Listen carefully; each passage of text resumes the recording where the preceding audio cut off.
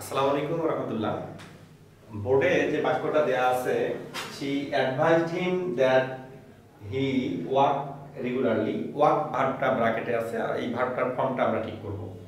এই বাক্যটা বিশ্লেষণ করতে গিয়ে আমরা আমাদের ট্র্যাডিশনাল যে অনুমান, এই অনুমান করে যে আনসারগুলো করি, এখানে এই বাক্যের মধ্যে আরেকটা ভার্ব দেয়া আছে অ্যাডভাইসড, এটা কিন্তু past form.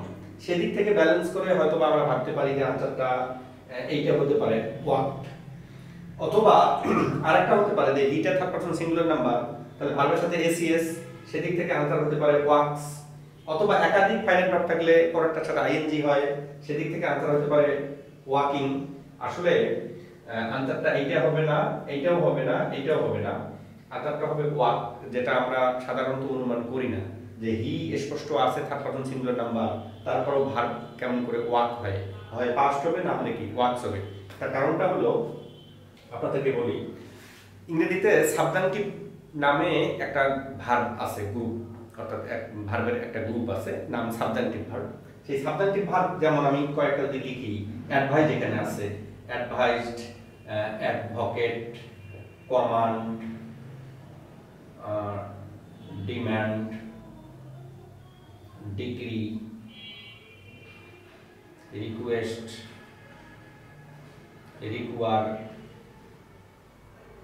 Suggest, stipulate, urge.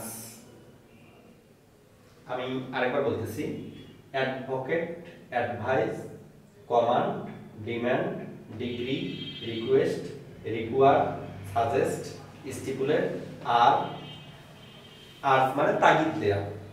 এই ভার্বগুলোর সাবজাংটিভ ভার্ব হিসেবে পরিচিত।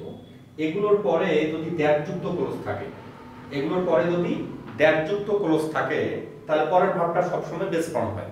সাবজেক্ট যেটাই হোক, পরের ভার্বটা বেস ফর্ম হয়। তাহলে এই ভার্ব কয়টা দিয়ে অসংখ্যবার প্রশ্ন এসেছে বিভিন্ন কম্পিটিটিভ পরীক্ষায়। এই ভার্ব কয়টা একবার বা দুইবার আপনি রিভিশন করে রাখবেন, এবং এই ভার্ব কয়টা দিতে যখন আপনার মনে পড়ে যে এগুলোর পরে দ্যাটযুক্ত ক্লোজ থাকলে তার পরের ভার্বটা সর্বদা বেস ফর্ম হয়।